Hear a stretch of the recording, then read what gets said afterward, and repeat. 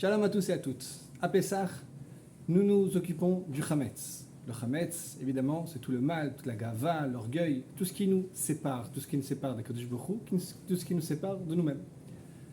Ce mal, ce Chametz-là, il peut s'attraper pas partout. Vous savez, nous avons nous Nefesh, Ruach, Neshama. On a Nefesh, une âme vitale, une énergie vitale, Ruach, un esprit, on a une Neshama, une âme. Le Chametz, il peut nous saisir dans le Nefesh et dans le Ruach, encore une fois, dans notre vitalité, dans le monde de nos émotions, dans le monde de nos pensées, dans le Ruach, dans notre Neshama, il ne peut pas atteindre. Le Neshama est l'Oraï Neshama, Shinat Tabi Tehorai. Le Neshama, elle reste dans sa Tahara. Donc nous allons devoir nous débarrasser de ce Chametz dans le Nefesh, dans le Ruach. Pour ça, nous avons un nerf, Rachetevot, Nefesh, Veruach, ce nerf-là avec lequel nous allons chercher le Chametz. Comment on s'occupe de ce Chametz-là? Il y a deux mitzvot, il y a le Bitoul et il y a le Bi'ur, l'abdika.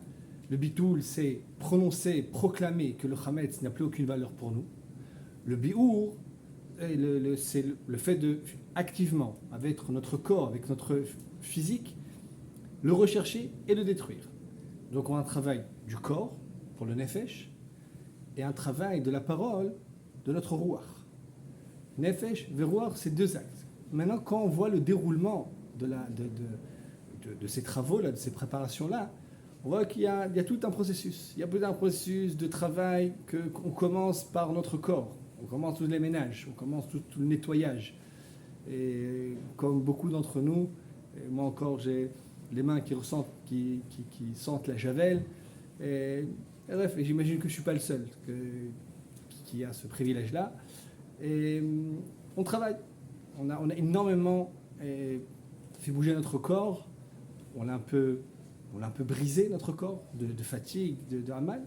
Apparemment, c'est comme ça qu'il faut s'occuper de ce nefesh-là, de cette corporalité-là. Parfois, on nous dit c'est derech bitoul. Il faut essayer de l'annuler pour le calmer. Le ruach, c'est le bitoul qu'on va dire dans notre bouche. C'est proclamer quelque chose. C'est exprimer le fait que le chametz pour nous ne vaut rien. Il est comme la poussière de la rue. Il n'a pour nous aucune importance, aucune valeur. Et donc c'est une expression de notre dédain, de notre refus de ce chametz-là. On voit que dans le processus, on commence par notre corps, et puis on dit une bracha, puis on dit le bitoul, et puis on commence une bdika, mais pas complètement. Et puis on dit encore une fois le bitoul, et après on le brûle. Okay? Il y a toujours ce ping-pong-là entre le travail de notre corps, du nefesh, le travail du ruach.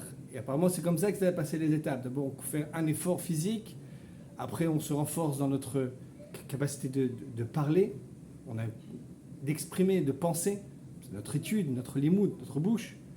Et puis c'est une donne d'effort pour faire encore mieux encore ce travail-là de bdika et de recherche active.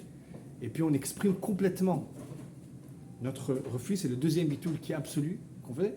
Et grâce à ça, après, on peut brûler complètement le chametz par notre corps. Et tout ça encore, c'est une préparation à ce qui nous attend ce soir, le soir du Seder. Le soir du Seder, après ce nefesh, on reçoit notre neshama. Vous savez, ner, c'est, aujourd'hui, on n'appelle pas ça une bougie, mais ner, dans le langage de nos sages, c'est l'ustensile dans lequel on mettait de l'huile, dans lequel on mettait tout ce qu'il faut pour pouvoir recevoir la lumière. Donc, ce nefesh ruach devient un cli, devient un ustensile pour pouvoir recevoir notre neshama yehudi, notre neshama juive, qui reprend des forces, qui se renouvelle, et qu'on reçoit tous. Et quand on reçoit cette neshama-là, ce qui se passe en nous, c'est que notre bouche s'ouvre. Et là, on a deux mitzvot qui viennent encore continuer ça. La mitzvah de Sipur Yetziat Mitzrayim, et c'est pour Achilat Matzah et Bezrat Hashem, c'est pour Achilat Korban Pesach.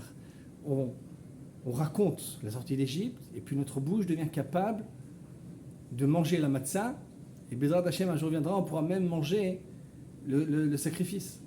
Lorsque le neshama vient, notre bouche, ou notre neshama, elle vient, on commence à parler, on commence à s'exprimer. La bouche, on sait que c'est ce qui est capable de relier à la neshama aux autres endroits. C'est pour ça l'énorme importance de garder sa bouche, cet ustensile-là, dans toute sa pureté.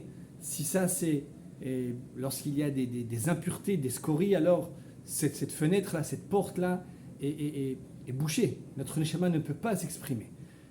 Pessah, Pessah, notre bouche se met à raconter, on raconte la grandeur de la sortie d'Égypte, la grandeur du maître du monde, la grandeur d'Israël, la grandeur de la Torah. Vehi she'amda, vehi, c'est Sidrei Mishnah, les 6 heures de la Mishnah. On se remet à parler de tout ça. On se met à voir, à raconter. Notre bouche est capable de raconter toutes ces plus grandes choses. Et tu vois qu'on s'est mis à parler, on peut même arriver à un niveau encore plus grand encore. Alors, Frère Lav nous dit que le soir du Seder, nous sommes comme Adam Arishon avant la faute. Adam Arishon, il avait comme ça de manger, de boire, d'être lié complètement à son corps et avec ça recevoir le message divin, rester dans sa prophétie. Moshe Rabbeinu devait se séparer de sa femme pour pouvoir être prophète. Adam Arishon pouvait être avec sa femme, avec le monde corporel et parler à Kadosh Baruch Hu directement. Pessah revient, qui est étincelle de ça, à cette lumière-là. Et on a la mitzvah de manger. Manger devient une kedusha, devient une mitzvah qui nous rapproche de Kadosh Baruch Hu. Notre corps, manger apparemment, on fait travailler notre estomac, on fait travailler notre appareil digestif. Apparemment, ce qui nous est commun avec les animaux.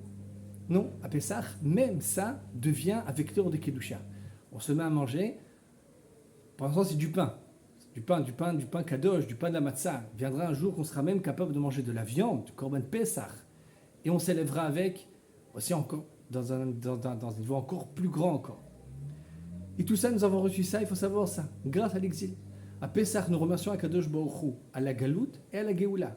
Nous remercions Akadosh Baruch Hu pour tout ce qui s'est passé, ce charboud là, cet esclavage, ce corps qui s'est cassé dans l'Égypte et qui a permis de recevoir cette neshama, cette énorme neshama qui est la neshama d'Israël, qui raconte la Tehillah d'Akadosh Baruch Hu, qui n'a aucun, Bezrat Hashem, dans le futur ça reviendra, ça, qui n'a aucun problème, aucune opposition, même avec le monde matériel, et qui est capable de manger.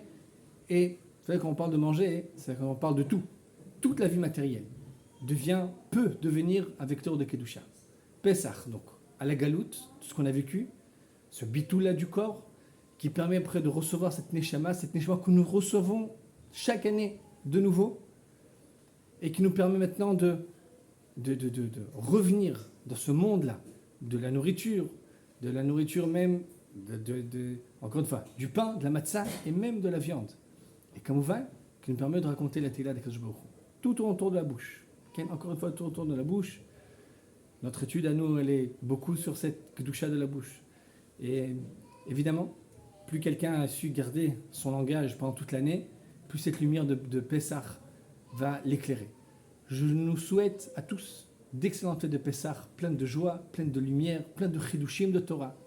À très bientôt. Shalom, shalom.